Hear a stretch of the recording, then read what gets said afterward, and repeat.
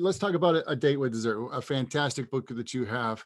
What's the biggest obstacle do you think people have to actually eating that way when it comes to desserts?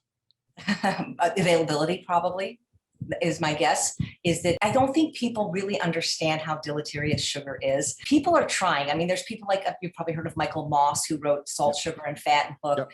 and people like Dr. David Kessler, who wrote The End of Overeating. There are people out there that are trying to tell people that sugar is really not good for you guys. It's linked to every single disease, from heart disease to Alzheimer's to cancer to tooth decay. And I think people are so addicted to the white death that they just can't imagine life without it. And I'm guessing, and I don't know, because it's been years since I've worked in the restaurant, that to do whole natural desserts using things like dates aren't all that prohibitively expensive, but compared to white sugar, they are. And so can companies do it? First of all, do they know how? Do they have an interest? Sugar is very, very cheap. It's subsidized. The chefs that cook with it already know how to cook with it. There's a learning curve. You can't just take your favorite carrot cake recipe and say, oh, 2 cups of sugar, I'm going to throw in 2 cups of dates. No, you're going to have to learn how to do that. But I think that availability can be the biggest obstacle. And the addiction factor is people just love sugar. The addiction factor is never talked about, and it is everywhere.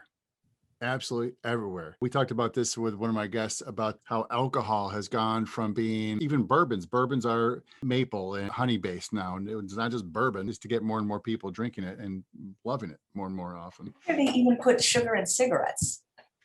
Really? So I don't know. You might want to verify that, but that's what I heard. And they put salt in everything too. They put it in diet soda. I mean, look, when a mother is unable to breastfeed, the formula, high fructose corn syrup, so they get you from the cradle to the grave, geriatric formula, sugar. I get so angry. I don't know if you've ever read a book called Sugar Blues. It was written like in the 50s. Yes. I mean, it's not like this information didn't exist. It's just either the people, I don't think they want to know. Dr. John McDougall has a saying, people want good news about their bad habits. They don't want bad news about their bad habits. Right. Absolutely. Want the good news about their bad habits. How can I justify my addictions and make it I can keep on doing them? Everybody else is doing it. And that's why it doesn't seem like an addiction. It seems like it's normal. And it's everywhere, pervasive, nonstop. From the moment you wake up to the time you go to bed, we have commercials about one more thing with mass amounts of salt, oil, or sugar.